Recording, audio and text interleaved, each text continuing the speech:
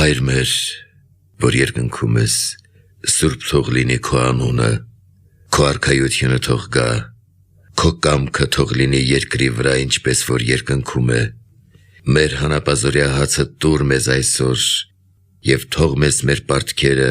ինչպես և մենք ենք թողնում մեր պարտապաններին, և մի տանիր մեզ փորձության, այլ փրկիր մեզ չարից, քանզի քոնն է արքայությունը և զորությունը և փառքը հավիտյանս, ամեն։